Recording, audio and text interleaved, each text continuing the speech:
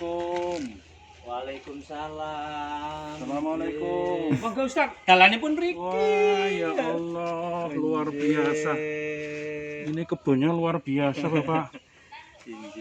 Tanamannya lengkap sekali ya. Insya Allah. Masya Allah, di kota seperti ini ada dua fungsi di samping penghasilan dan untuk menambah semangat.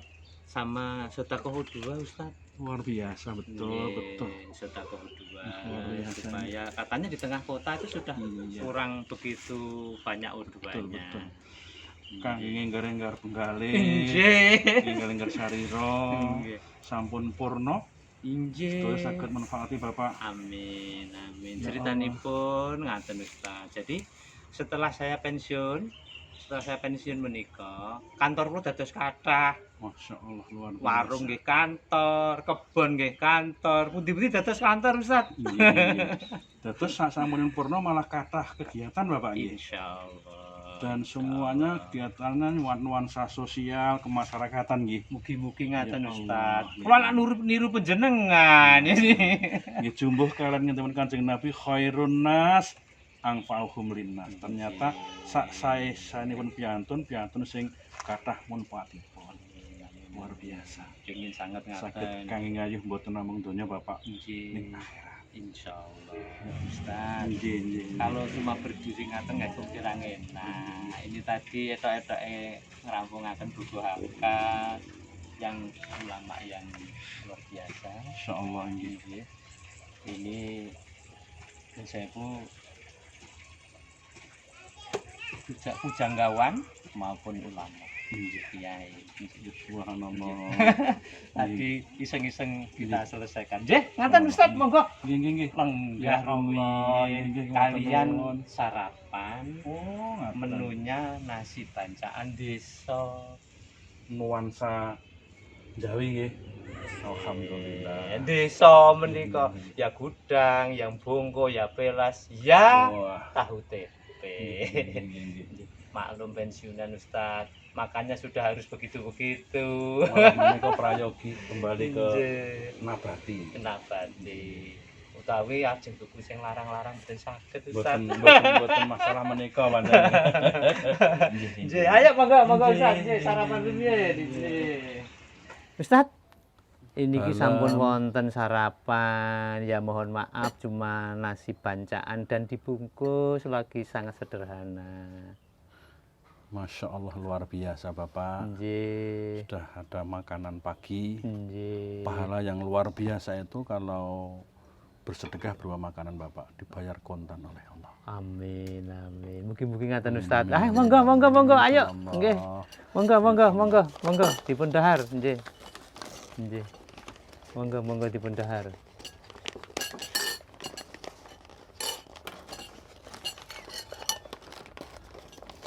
Dados menika lah ya gudangan ala gudangan anu bancaan bukan gudangan nyonya sewu. Nah, gudangan mawi greh. Luar biasa. Nggih, jadi ini makanan-makanan para pensiunan Ustaz. Malah ini steril dari apa-apa Bapak ini. Oh, Makanan injih. sehat, Amin. menu sehat. Amin. Bismillah. Bismillah.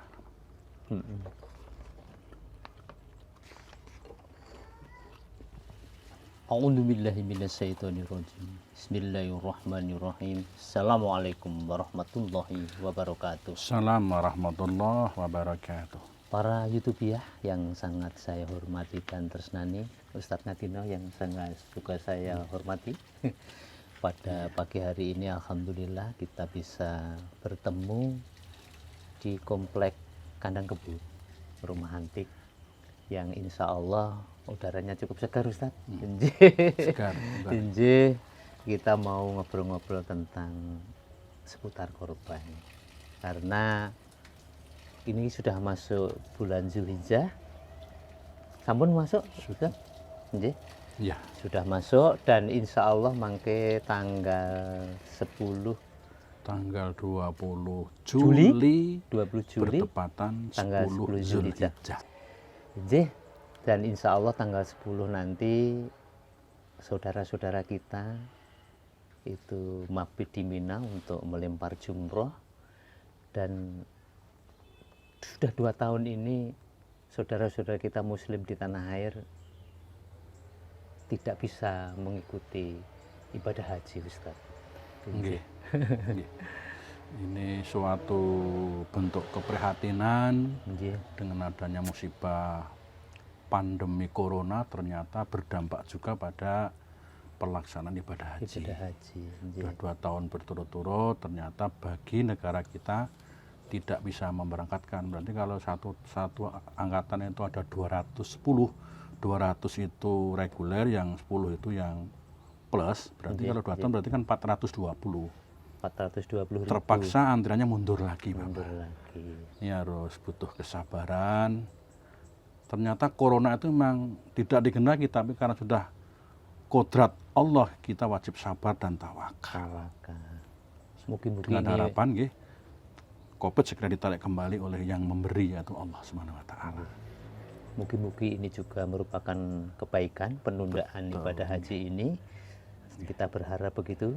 Dan COVID juga cepat berlalu dan kehidupan bisa normal kembali, ekonomi menjadi pulih. Ngaten Ustaz ya? Betul. Ternyata rencana Allah tidak mungkin salah.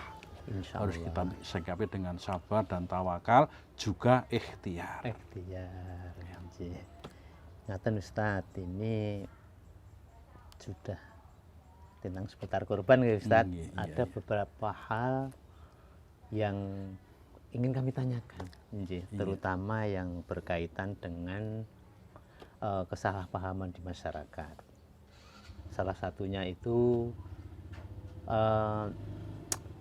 gini, ada kasus satu sapi kan identik 7 kambing, identik ya. Iya. Itu bagaimana kalau sapi itu kita wujudkan kambing 7, kita sebar beberapa tempat, itu diperbolehkan buatan Ustaz ngaten menika? Iya. Aturan dalam berkorban itu sudah ada, Bapak. Jadi apa yang dikorbankan itu pertama kali kambing, sejenis kambing itu ada domba, ada biri-biri. Nggih. Dengan usia masing-masing minimal 1 tahun. Jadi Minimal. lebih 1 tahun boleh. Nggih. Yang kedua, lembu atau kerbau. Nggih. Sama minimal usia 1 tahun. Dan yang ketiga, onta. Unta. Nggih. 3 hal inilah yang dibakukan dalam rangka untuk udhiyah. Udhiyah itu hewan yang dikorbankan. Nggih. 1 ekor kambing untuk 1 orang, tapi boleh juga 1 ekor kambing untuk 1 keluarga. Satu keluarga. Jadi itu perlu kita berikan penjelasan kepada masyarakat. Jadi salah satu pendapat ulama, boleh 1 kambing diniati 1 keluarga. Tidak usah urut. Tahun ini bapak, tahun yang datang ibu, tidak perlu, tapi niatilah 1 keluarga. 1 keluarga. Tapi kalau ada kemampuan untuk menyembelih korban, memang diutamakan, disunah muakatkan setiap tahun. Jadi pengertian, kadang-kadang masih banyak orang berpaham, saya kemarin sudah korban, ini tidak, itu paham yang kurang tepat. Jadi korban itu setiap tahun bila ada kemampuan untuk berkorban. Nggih. Juga 1 lembu atau 1 kerbau untuk 1 orang. Tapi kalau memang dalam rangka model patungan itu 1 lembu untuk 7 orang. Nggih. Nah, 7 orang. Ideal mana? Ini karena malah gini Pak, diutamakan kalau ada 7 orang yang ingin korban kambing, Nggih. itu lebih ditekankan malah dibelikan lembu malahan Pak ini. Ya, diutamakan gitu. Jadi ya juga tidak salah, masing-masing korban kambing tidak salah, tapi akan lebih utama lagi kalau kan antara kambing dan lembu lebih tinggi derajat lembu Bapak ini. Karena lembu Dalam sunnah iya memang seperti itu, tetapi saya tetap 1 kambing 1 orang, tidak usah saya belikan lembu juga tidak masalah. Ini hanya lebih utamanya gitu. Maka ini dari sohibul korban, orang yang mau korban monggo pilih yang mana. Bisa saya tetap korban kambing, atau bisa 7 orang yang mau korban kambing sepakat untuk dibelikan lembu, atau masing-masing kambing nggak masalah. Ini kasusnya itu Nggih. daripada beli lembu, tapi beli kambing 7 tetapi ditaruh di mana-mana begitu loh Ustaz. Nah, ini boleh. Tidak harus kurban kambing itu diletakkan di masjidnya enggak, tapi dimanapun yang membutuhkan. Malah itu yang lebih Afdol betul untuk menyasar kegiatan di sosial kemasyarakatannya. Nah sekarang yang salah kaprah, kurban itu disembelih di masjidnya, tapi dimakan oleh jamaahnya. Ini yang kurang tepat. Padha karo mung mbeleh ning dipangan dhewe, itu kan kurang afdol. Yang lebih bagus karena hewan kurban yang disembelih itu yang paling berhak bisa menerima itu fakir miskin. Itu harus. Jadi kalau sampai pada penyembelihan kurban atau fakir miskin tidak mendapatkan hak, itu yang kena salah panitia kurban. Ini yang perlu kita luruskan. Jadi katakan dalam satu masjid kok kurbannya berlebih, dimakan cukup, ya kalau memang ada dusun atau wilayah terpencil, wilayah yang paham agama rendah, kita bawa ke sana lah dalam rangka untuk misi dakwah. Misi dakwah. Gitu Bapak. Jadi unsur pemerataannya ada lah kira-kira. Iya. Nah itu yang menyasar malah menyasar. Jadi misi kurban itu ditekankan pada kegiatan sosialnya. Jadi satu keluarga itu enggak usah disebut nama-nama, cuma satu keluarga itu yang diwajibkan, bukan diwajibkan, ditekankan. Itu satu kambing ngaten nggih Ustaz. Tetapi satu sapi juga kan boleh Ustaz. Boleh. Sangat ideal ngaten. Memang hukum kurban itu kan ada 2 jenis. Satu ada yang mengatakan wajib. Nah, ini ada ulama yang menyebut wajib. Bahkan Rasul sendiri wajib tapi untuk dirinya. Ada 3 hal yang untuk wajib, tapi untuk umatku sunnah. 1, kurban. 2, sholat witir. 3, sholat duha. Ini aku mewajibkan untukku, tapi untuk umatku sunnah, termasuk kurban.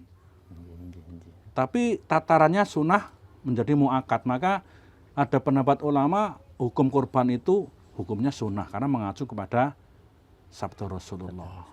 Gitu. Maka untuk di Persyarikatan Muhammadiyah, himpunan putusan tarjih mengacu kepada kurban itu hukumnya sunnah tapi ditekankan. Dalam bahasa ilmu fikih sunnah muakkad. Gitu Bapak. Menika ngaten Ustaz. Kadang-kadang kan biasanya pun kulit dan kepala itu kurang terdistribusi. Itu ada pendapat iki didol wae dienggo kepentingan liya atau dijual untuk kepentingan operasional.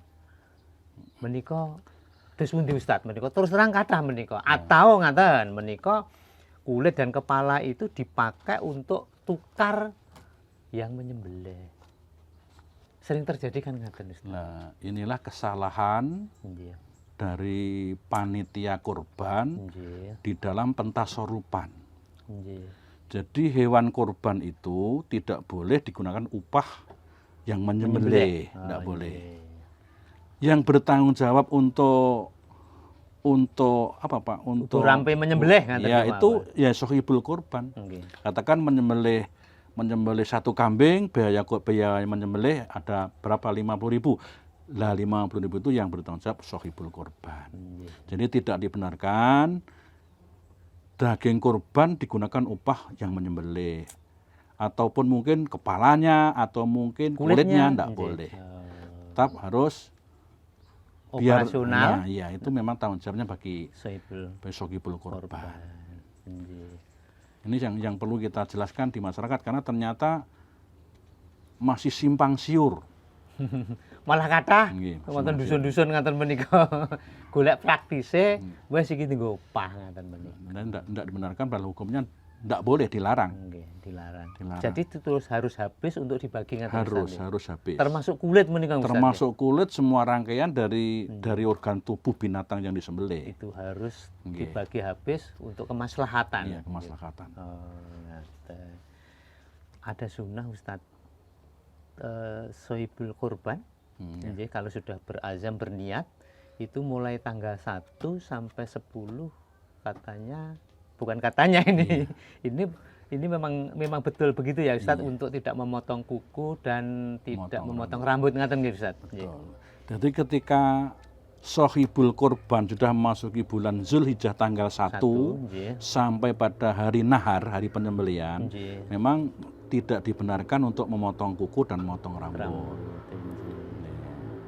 Kok demikian? Memang itu sunnahnya Rasul demikian itu. Jadi bahkan di tanggal-tanggal 1 sampai 10 menjelang Idul Adha itu ditekankan banyak untuk bersedekah. Bagi yang korban jelas, tapi bagi orang yang belum sempat berkorban, bisa sedekah yang lain berupa mungkin makanan apa-apa kepada tetangga, kepada sahabat. Walaupun mereka tidak korban, tapi ditekankan untuk banyak-banyak bersedekah. Di samping zikir itu jelas. Nggih. Itu Bapak. Katen, inggih. Menawi arisan korban menika terus pundi Ustaz? Ini masih banyak juga dilakukan itu diperkenankan mboten menika? Nah, kadang-kadang yang belum menjadi pengertian masyarakat, korban harus beli. Bagaimana kalau belum punya tapi hutang? Selama mereka itu hutang dan ada jaden untuk nyaur dan mereka siap untuk menyaur, ya dibenarkan. Bukan hanya korban, ibadah haji pun biaya kurang, hasil dari pinjaman, mungkin dari bank, dari siapapun boleh. Yang penting dikembalikan. Jadi korban uangnya uang pinjaman sah dan boleh. Termasuk korban arisan juga boleh. Arisan itu hanya ditangguhkan yang mendapatkan dulu siapa Urut gitu loh, urut. dan semuanya nanti akan mendapat. Oh. Karena masih ada beberapa paham tidak boleh. Nah, dalam ilmu fikih kan yang penting semua antara itu sudah ada semacam kesepakatan. Nah, disinilah kelonggaran dalam melaksanakan penyembelihan hewan kurban. Katakan di RT sana ada arisan kurban, di kelompok pengajian sana ada arisan kurban, itu dibenarkan. Menawi urunan, bukan arisan, urunan, umpamanya untuk beli kambing satu, urunan beberapa orang menika tetap kurang anu nggih Ustaz.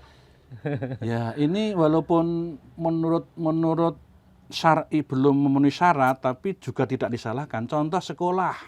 Maksud saya Sekolah itu mungkin muridnya ada 300. Nggih. Mungkin menyembelih kambing hanya berapa atau sapi berapa. Itu tetap termasuk nilai kebaikan walaupun tidak termasuk korban yang sebenarnya, tapi dibenarkan dan dibolehkan. Istilahnya latihan kurban ngaten. Dalam bahasa agama itu berlatih. Berlatih, nggih. Itu berlatih. Ngaten Ustaz, ini setelah kita menyembelih kan perlu pendistribusian. Iya. Terus pundi ajaran Islam mendistribusikan menika? Apakah satu masjid ya khusus itu atau bagaimana Ustaz menika? Nah, disinilah kadang-kadang yang masih menjadikan kesimpang siuran dari panitia kurban dalam rangka pendistribusian daging kurban itu sendiri. Jadi hewan kurban itu dagingnya tidak harus hanya untuk jamaah. Walaupun si sohibul kurban ini punya hak maksimal 1/3 dari yang dikurbankan itu hak.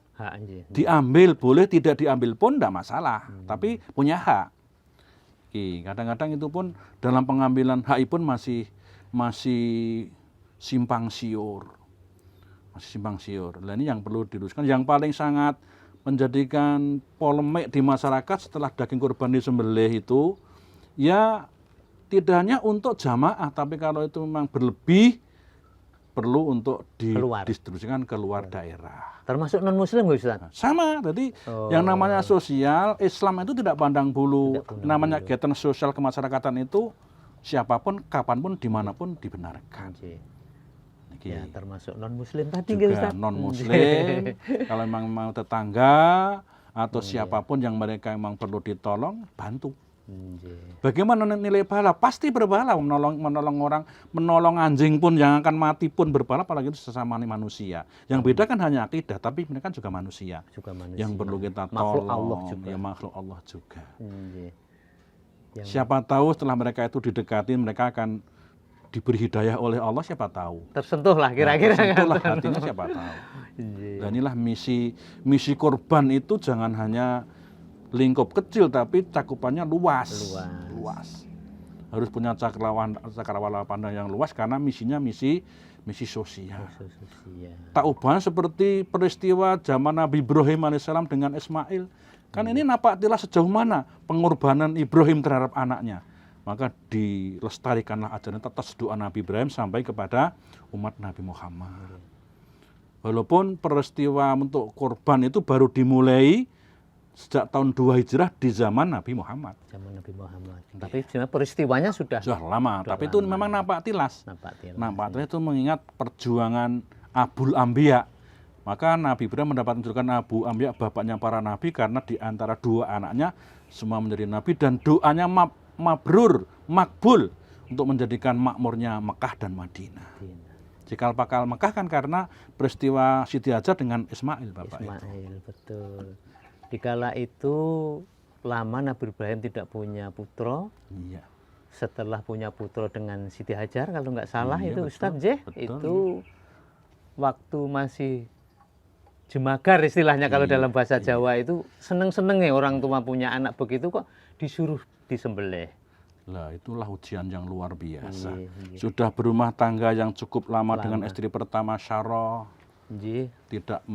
belum dikaruniai keturunan. Akhirnya istrinya tadi Siti Sarah mempersilahkan untuk nikah kembali. Kebetulan yang dinikah itu adalah Siti Hajar yang budak beliau. Budak beliau. Nah, tapi namanya manusia, setelah Siti Hajar dinikah belakangan kok hamil dulu, maka tumbuhlah rasa cemburu yang Siti Sarah itu. Akhirnya ide untuk dipisahkan itulah karena peristiwa ini. Maka dengan diajaknya ke Baka, yang sekarang namanya kota Mekah, itu cikal bakalnya Mekah kan peristiwa antara Siti Hajar dan Nabi Ismail. Termasuk munculnya air Zam-Zam kan juga karena peristiwa ini, Bapak. Termasuk ritual di haji itu. Luar biasa. Sa'i, ngaten nggih. Sama sa'i lari antara Bukit Sofa dan Marwah itu perjuangan yang luar biasa Siti Hajar untuk menghidupi anaknya yang waktu itu memang perlu bantuan yang berupa air susu. Maka makna sa'i lari Sofa Marwah itu manusia itu hidup harus berusaha. Sekeras-kerasnya. Innallaha la yughayyiru ma biqaumin hatta yughayyiru ma bi anfusihim. Allah tidak akan merubah nasib hamba kaumnya kecuali mereka yang berusaha. Ternyata usaha Siti Hajar tidak sia-sia. Bahkan menjadi monumental munculnya air Zam-Zam itu karena perjuangan keras Siti Hajar, seorang wanita yang hebat. Tapi kan memang itu sudah direstui Sarah dulu nggih Ustaz. Iya. Ini juga teladan kepada para ibu-ibu ini. Betul. Memang betul. Siti Hajar pantas diteladani seorang ibu yang luar biasa. Mengizinkan suaminya untuk punya istri apalagi lagi. Bapak ketika baru satu-satunya anak si mata wayang, baru senang-senangnya melihat anak cinta kemana, diuji oleh Allah, disuruh menyembelih. Sekarang bapak ibu mana yang zaman sekarang tega membelih anak yang mereka menjadi kesayangannya? Tapi itu ujian dari Allah. Bagaimanapun juga Nabi Ibrahim pasti melaksanakan tanpa reserve ya Ustaz. Dan seorang anak pun yang namanya Ismail, seorang anak, begitu sang bapak mengatakan untuk disembelih karena perintah Allah, sami'na wa ata'na, kalau itu memang perintah Allah, wahai bapakku laksanakanlah, pasti aku akan melaksanakan. Seorang anak yang soleh betul. Tanpa reserve, kalau sudah perintahnya bapak istilahnya ya. Betul. Itu diikuti, yang biarpun berat loh tadi itu ya. Luar biasa berat. Iya. Makanya dengan munculnya melempar jamaroh di Mina itu kan bentuk hasutan setan laknatullah alaih untuk mempengaruhi pribadi hati si Nabi Ibrahim agar mereka terpengaruh. Jangan sama nyembelih anak. Masa ada orang tua tega membelih anak? Maka peranglah batin si Nabi Ibrahim. Dengan pertimbangan yang luar biasa, akhirnya Nabi Ibrahim pilih melaksanakan perintah itu. Allah. Biarpun bujukan setannya yang luar biasa.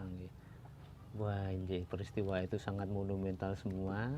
Sebagai contoh kita bersama bahwa kalau memang perintah Allah tanpa reserve ngaten ya Ustaz. Betul. Seharusnya kita lakukan.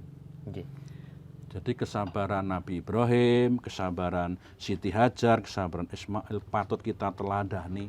Ternyata kesuksesan hidup untuk menempuh masa depan tidak hanya dunia tapi akhirat, kuncinya pada kesabaran.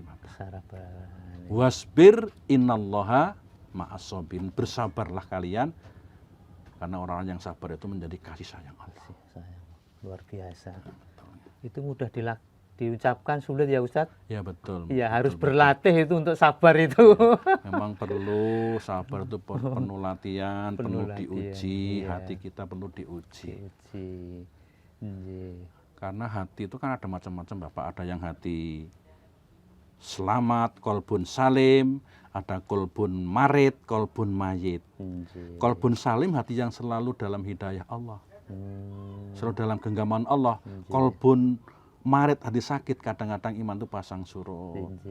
Mungkin karena ada pengaruh baru surut, rajin ke masjid pasang. Yang paling berat kalau kolbunnya kolbun mayit, hati mati. Kalau hati mati siapapun memberi daya tidak, karena sudah dikunci mati oleh Allah hati itu. Tertutup lah istilahnya. Tertutup. Khatamallahu ala qulubihim wa ala samaihim wa ala absarihim ghisawah. Terus dari cerita-cerita, bukan cerita, maksud dari wahyu yang tentang Nabi Ibrahim dan anak Ismail, itu sebenarnya makna yang terkandung apa di balik peristiwa itu, Ustaz? Ya, itu memang keteladan manusia sejak dari dalam mereka berkeluarga, bermasyarakat, pantas diteladani. Dan memang nama beliau diabadikan dalam Al-Quran, yang Al-Quran sebagai sumber hidup, kita jadikan teladan yang luar biasa. Jadi ibroh, pembelajaran peristiwa Nabi Ibrahim itu di balik itu hal yang sangat luar biasa. Sehingga karena kegigihan seorang Nabi Ibrahim, doanya dikabulkan, minta kepada Allah menjadikan Mekah itu yang makmur. Ternyata tanah yang tandus, kemakmurannya luar biasa. Itu tidak lepas dari doa Nabi Ibrahim yang mereka begitu sabar dan tawakal menerima ujian seberat apapun dari Allah. Ini terbukti untuk tanah Mekah luar biasa, apa-apa aja ada. Mulai buah-buahan, sayuran, biarpun tidak menanam sendiri. Betul. Di mana-mana apa itu padang pasir yang sangat gersang, tetapi kemakmurannya sangat luar biasa. Para YouTuber semuanya yang sangat saya hormati, ini perbincangan masih cukup menarik dengan Ustadz Ngadino. Masih bisa dilanjutkan Ustadz? Alhamdulillah bisa terus. Bisa aja. Ngaten. Korban itu kan pengorbanan yang luar biasa, baik materi maupun mentalitas Ustadz. Karena mau korban sapi, mau korban wedus itu kan juga bukan urusan gampil Ustadz. Tetapi karena ini perintah harusnya kan dilaksanakan. Mestinya ini pahalanya bagaimana ini Ustadz? Ini bisa diterangkan ini pahala korban itu seperti apa? Ngaten?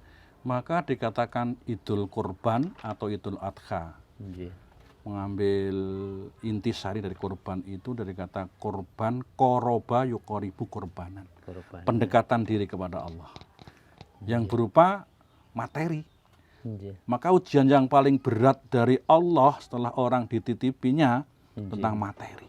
Dimana terlalu banyak berpikir. Ketika mereka mendapat sebegitu, tapi setelah memperoleh mereka itu sulit untuk dibersihkanlah rezeki itu. Padahal seberat-berat orang Bapak, ketika orang dititipi harta, yang harta itu tidak disedekahkan, tidak diinfakkan, tidak dizakatkan, mampu berkorban tidak korban, maka harta itu akan melilit pada lehernya besok pada hari kiamat. Bahkan yang lebih bahaya lagi, harta itu kan berubah menjadi ular besar dengan kepala botak, mulut menganga, siap menerkam bagi orang yang bakhil tadi.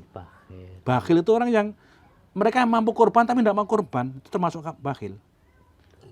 Karena diuji, inna a'toinakal kautsar. Sesungguhnya aku telah banyak memberi nikmat padamu. Coba hitung mana yang belum aku berikan padamu. Apalagi di Quran surat Ar-Rahman ada 31 ayat sing redaksinya sama. Fabi ayyi ala'i rabbikuma tukadziban. Nikmat mana yang kau berikan padamu yang kau dustakan lagi? Peringatan keras 31 ayat. Redaksinya sama Bapak ini. Oh iya. Di surat Ar-Rahman. Ar-Rahman. Ar-Rahman. Ini ternyata begitu yang namanya manusia berkarakter dengki, berkarakter kikir, dengan kekikirannya merasa mereka itu akan menambah harta. Padahal justru yang menjadi penghambat harta bertambah itu karena kikir. Kikirnya itu tadi. Nah, orang-orang yang kikir nanti besok pada hari kiamat mereka akan tertunduk lesu, tertunduk layu di hadapan Allah, merasa kecewa berat. Ketika orang korban, mereka santai tidak mau korban. Ketika orang zakat, tidak mau zakat. Mereka mengadu kepada Allah, menangis, ya Allah, ya Rob, saya baru tahu sebenarnya. Hidupkan kembali ke dunia, ya Allah. Akan kugunakan hartaku untuk korban, untuk zakat, ya Allah. Langsung dijawab, apakah belum ada orang yang memberikan berita padamu tentang hebatnya korban? Sampun, ya Allah. Sekarang sudah tidak ada maknanya harta. Sudah tidak ada maknanya pangkat, sudah tertutuplah segalanya. Dan ini nanti terjadi. Iya. Makanya seandainya orang itu tahu seberapa besarnya pahala korban, pasti mereka akan berusaha seberat apapun korban, pasti akan dilaksanakan. Malu dengan seorang tukang sampah bisa korban. Malu. Karena di hari kurban tidak ada amalan yang sangat dicintai oleh Allah kecuali mengalirkan darah. Darah yang disembelih dari hewan kurban itu akan langsung sampai kepada Allah di tempat pemotongan dan sebelum darah jatuh ke tanah. Kan super cepat, Bapak. Cepat. Maka kalau ini tahu begitu hebatnya pahala kurban, ya Allah, tidak ada orang yang tidak sempat mengatakan saya tidak punya uang. Mungkin berebut untuk berkorban, Ustaz. Berebut dan mereka itu berlomba-lomba. Berlomba-lomba. Bagaimana caranya? Iya. Yang ada di masyarakat desa punya kerja, mungkin nikahkan anaknya, menyembelih lembu 1, 2, 3 siap. Mengapa kita korban kambing 1, lembu 1 untuk 7 orang sampai tidak bisa? Ini berarti kan kurang rasa syukurnya kepada Allah. Karena pada hari Idul Adha itu tidak ada infak berupa dinar emas. Kecuali dinar emas itu dijual untuk diberikan korban. Nah ini, gelangnya pirang-pirang, kalungnya pirang-pirang, isi rumah lengkap, ada sepeda, ada mobil, tapi korban tidak sempat. Ini sekarang ini fenomena, Bapak. Oh, Ini memang perlu untuk diberi pencerahan. Berarti malu dong sama Allah. Sama Allah. Atau ada pemulung, Ustaz? Iya, pemulung sudah begitu. Iya. Hasil pemulung 1 tahun dikumpulkan untuk korban. Luar biasa. Apalagi kalau si sahibul korban tahu setiap bulu hewan yang dikorbankan itu dinilai 1 kebaikan. 1 bulu 1 kebaikan. Sudahkah ada yang pernah menghitung jumlah bulu hewan yang disembelih? Ini karena penghargaan kepada orang-orang yang berkorban. Apalagi dipertegas ini, kalau orang itu berbudi bawa leksono, dalam rangka murah hati, suka menolong, ada hadis Qudsi menyatakan, wahai anak Adam, termasuk kita kan anak cucu Adam, luangkanlah dirimu, luangkanlah waktumu sejenak untuk beribadah kepadaku, Allah. Kalau kamu meluangkan waktumu untuk beribadah padaku, niscaya akan aku penuhi kekayaan untukmu. Rumahmu akan kupenuhi rezeki dan badanmu akan aku sehatkan. Hadis riwayat Al-Hakim. Ini Allah. Jadi kalau urusan rezeki ke orang begitu mudah, Allah akan memudahkannya. Barang siapa yang suka membantu kerepotan orang lain, pasti Allah akan membantu repotnya dunia dan akhirat. Itu pasti. Niki. Tapi sebaliknya kalau orang itu punya karakter bakhil, barang siapa yang pagi-pagi dalam keadaan tamak, loba, kikir, bakhil atas harta yang dititipkan padanya, maka dirinya tidak akan bertambah dekat dengan Allah. Melainkan semakin jauh rahmatnya dari Allah. Hidupnya semakin sulit dan di akhirat mereka sangat-sangat melelahkan. Maka untuk mengarahkan seorang punya jiwa sosial jangan pernah letakkan harta di hati. Kalau harta sudah masuk di hati, yang muncul dengki, iri. Letakkan harta di tangan. Bakhil. Letakkan harta di tangan. Pasti dermawan, suka menolong, suka membantu. Ternyata al-yadul ngulya, tangan di atas itu lebih hebat, lebih baik daripada tangan di bawah. bagaimanapun juga memberi itu lebih hebat daripada yang meminta. Sekarang itu banyak loh Bapak orang yang mentalnya minta-minta, padahal punya apa-apa, mental loh Pak ini. Enggak, tidak punya rasa risih, tidak punya rasa malu pada Allah. Sebetulnya orang yang berpunya, orang yang kaya, tapi mentalnya mental peminta-minta. Mental di bawah tadi, tangan di bawah. Nah, ini. Lah orang seperti itu nantilah akan diperhitungkan oleh Allah di hari yang tidak ada pertolongan. Sing kudune Anda itu sudah saatnya untuk memberi, membantu, tapi mental masih minta. Ingatlah ketika seorang punya sepeda, sepedanya gembos, dikompo. Kalau orang itu tidak mau pernah memberi, adanya meminta, akhirnya macam seperti ban yang dikompo terus, tidak tahu pernah keluar, adanya masuk terus, lama-lama kan akhirnya ledos. Banyak akan meledos karena mereka hanya siapnya meminta, menerima, tidak pernah memberi. Apalagi kok belen sama sekali. Jadi mentalnya mental peminta-minta. Walaupun orang mandang sudah layak orang itu menjadi orang yang memberi dan menolong. Ini yang di zaman zaman sekarang itu sudah menjadi hal yang biasa dan orang-orang tidak punya rasa malu di sini. Nah, ini yang perlu, bagaimana agar orang itu punya rasa malu, al-haya'u minal iman, ya tergantung dari kadar iman masing-masing. Gitu Bapak. Jadi itu sikap yang seolah-olah miskin berarti ya. Tidak miskin tapi seolah-olah menganggap dirinya miskin, Ustaz. Betul. Jadi kan menurut saya hina lah kira-kira ngaten. Iya, betul. Nah, ini yang perlu kita berikan pencerahan bagaimana orang yang mereka itu sebetulnya Allah sudah memberi berlebih. Tapi merasa kurang. Maka urusan harta jangan pernah melihat ke atas, lihatlah ke bawah. Tapi urusan prestasi lihatlah ke atas. Prestasi ibadah maksudnya Ustaz? Ya ibadah, ya dalam hal kebaikan. Loh itu kok orang kok rajin beribadah, bagaimana saya bisa? Nah, itu orangnya kok rajin ke masjid, rajin baca Quran, bagaimana saya bisa? Lah namanya menengok ke atas, memberi motivasi. Kan dalam istilah Jawa itu kutah tambah itu kan, betul. Insya Allah orang yang memberi akan bertambah terus, subur kan ngaten Ustaz. Filsafat Jawa itu orang itu kalau suka berbagi rasa, suka bersedekah, rezekine ora tau sudo ning rembaka. Ora tau kurang ning berkembang. Ora tau lokak ning malah iso tambah kebak. Masyaallah. Niki filsafat Jawa yang ini patut kita pegangi dan itu ternyata iya. Kalau kita padukan dengan Quran surat Al-Baqarah 261 benar adanya. Orang berinfak tidak pernah berkurang, bahkan dilipatkan sampai 700 kali bahkan lebih dari itu. Maka tidak ada ceritanya orang bersedekah kok mereka tidak kecukupan, nggak ada. Orang yang rajin bersedekah pasti Allah mencukupinya. Wa may yatawakkal 'alallah fa huwa hasbuhu. Siapapun orang yang bertawakal, berserah diri kepada Allah, maka Allah akan mencukupinya.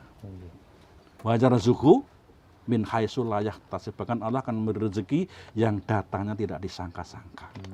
Rezeki datangnya dari Allah, yang memberi juga Allah. Berarti niaga atau perdagangan yang paling menguntungkan perdagangan dengan Allah gitu Ustaz. Iya betul. Karena akan dilipatkan sampai 700 kali tadi. Betul, apa enggak menggiurkan itu Ustaz? Sangat menggiurkan. Maka bagi orang yang cerdas pasti mereka itu akan mengambil peran ini. Karena mengambil peran sama dengan menyelamatkan dirinya dan dunia dan akhirat. Dirinya, keluarganya, bahkan masyarakatnya dunia dan akhirat. Nah, dan sini suatu luar biasa yang perlu kita apresiasi mestinya, mungkin bahwa kalau kita bersedekah itu tidak mungkin akan berkurang tapi justru bertambah. Termasuk kurban tadi Ustaz ya. Bahkan sebaik-baik harta adalah harta yang disedekahkan. Harta yang disedekahkan semuanya nanti akan memberi bantuan, pertolongan bagi sohibul sedekah ketika pada hari tidak ada pertolongan. Luar biasa. Terus akhirnya terus pundi menika Ustaz hikmah Idul Kurban menika dengan rangkaian peristiwa dan lain-lain menika terus pundi akhirnya. Makanya bagi Bapak Ibu yang sudah diberi kelonggaran hati untuk berkorban, salut, selamat. Luar biasa Anda mendapatkan hidayah dari Allah. Nggih, amin. Tapi bagi yang belum, mudah-mudahan Allah membimbing hati kita, kita diberi harta yang cukup dan bisa bersedekah, bisa berkorban seperti teman-teman yang lain. Nggih. Karena ternyata hikmah untuk berkorban itu luar biasa. Satu, untuk melatih diri, memberi sesuatu kepada orang lain. Kita akan belajar kepada orang lain. Jadi hebatnya kita menjadi hamba Allah ini punya kepedulian kepada orang lain. Semakin punya peduli, imannya semakin kuat. Karena ukuran iman seseorang tidak hanya kebaikan untuk dirinya sendiri, tapi baik untuk umat, untuk tebar pesona kebaikan kepada orang lain, saling ngasah, saling ngasih, saling ngasuh, saling sambang, saling sumbang, saling sambung. Akhirnya bisa semarak dan semana. Ini sudah sesuai dengan misi manusia dilahirkan di muka bumi sebagai khalifatullah fil ard, untuk hamamayu hayuning jagat, hamayu hayuning bawon. Jadi ketentraman dunia ini sudah diserahkan sepenuhnya oleh Allah kepada manusia. Bagaimana mengelola dunia itu menjadi dunia sebaik-baiknya. Jadi gemah ripah loh jinawi, murah kang sarwati nuku, subur kang sarwati nandur, baldatun thayyibatun warobun ghafur. Mugi-mugi Indonesia nanti menuju ngaten Ustaz. Amin. Nggih, karena suasana politik kados ngaten, mugi-mugi nanti ada arah untuk menjadi gemah ripah loh jinawi toto tentrem kertaraja untuk Indonesia tercinta. Luar biasa, memang harus demikian. Dan tadi kita berangkat dari niatan hidup kita, memang pengabdian, hidup kita perjuangan. Hilangkan rasa ego, karena rasa ego itu hanya akan menghambat kemajuan, menghambat kebersamaan. Makanya hikmah korban yang berikutnya akan meningkatkan ketakwaan seseorang agar mereka menjadi orang yang terbaik. Kuntum khaira umat, jadilah kalian umat yang terbaik. Ternyata korban itu hikmahnya luar biasa. Di samping untuk melatih diri, suka membantu orang lain, meningkatkan takwa, juga menumbuhkan dan memperkokoh solidaritas sesama manusia, tidak hanya sama muslim. Jadi mengembangkan rasa kemanusiaan. Tidaklah dikatakan seorang itu beriman kecuali mereka itu mencintai orang lain seperti mencintai dirinya sendiri.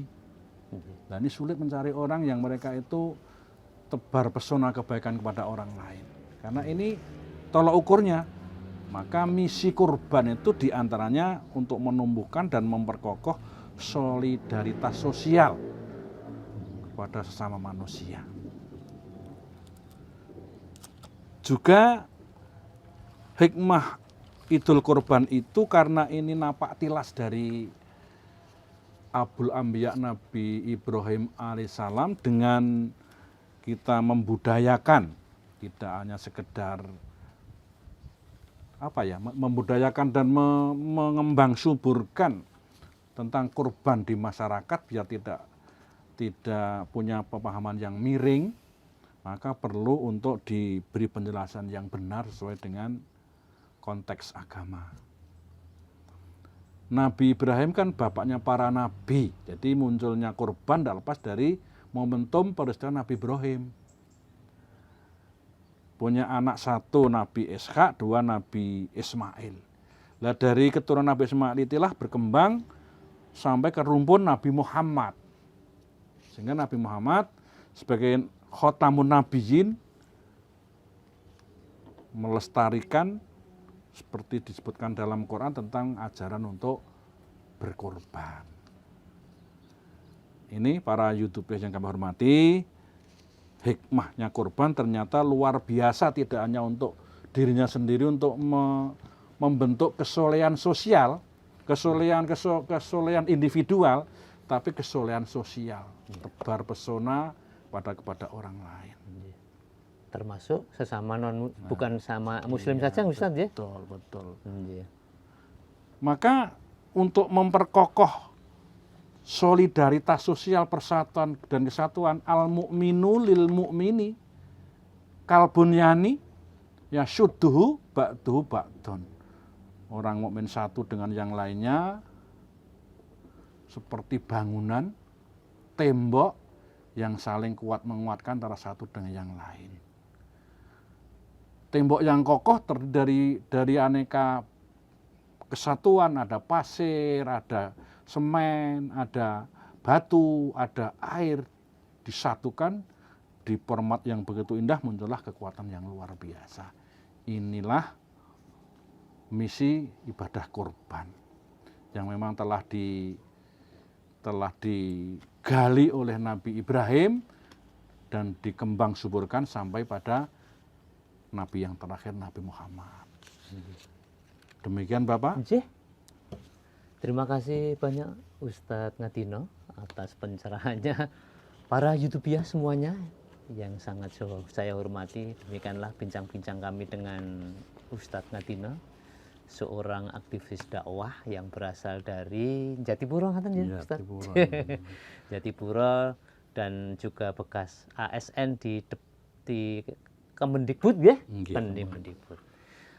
Terima kasih Ustadz atas waktunya yang moga-moga jadi amal soleh kita bersama. Para YouTuber semuanya yang sangat saya hormati, jangan lupa like, subscribe, komen, share sebanyak-banyaknya kepada kolega-kolega Anda supaya channel ini menjadi channel besar, channel alternatif dakwah dengan nuansa etnik Jawa. Ngaten Ustadz, menika ada kenang-kenangan dari rumah antik, nggih. Sebagai ini hiasan dari keramik tua yang kita beri bingkai, moga-moga jadi penjalan reno penggalih. Dan ini juga buku Hamka yang luar biasa, dan ini ada buku tentang dakwah. Ya, luar biasa. Dengan buku Profesor Hamka, teringat pada beliau. Beliau adalah ketua MUI yang pertama.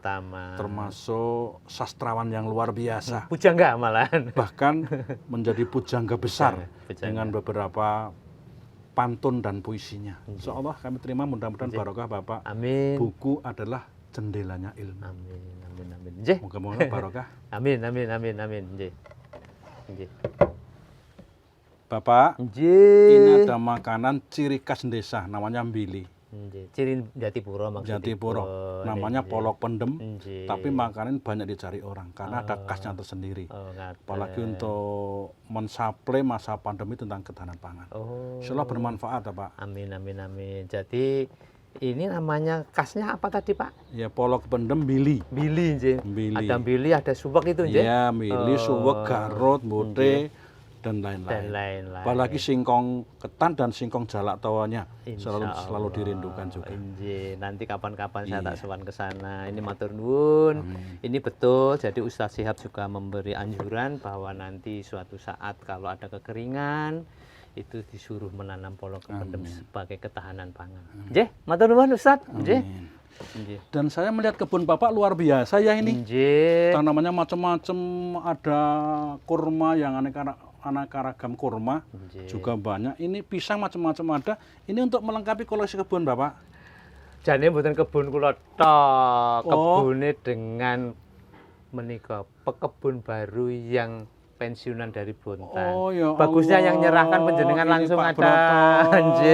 Untuk melengkapi koleksi kebunnya yang luar biasa nggih. Mudah-mudahan kebun jenengan semakin hebat, dikelola yang terbaik. Amin, amin. Bapak ya. Doa Ustadz ini. Amin. Amin, amin.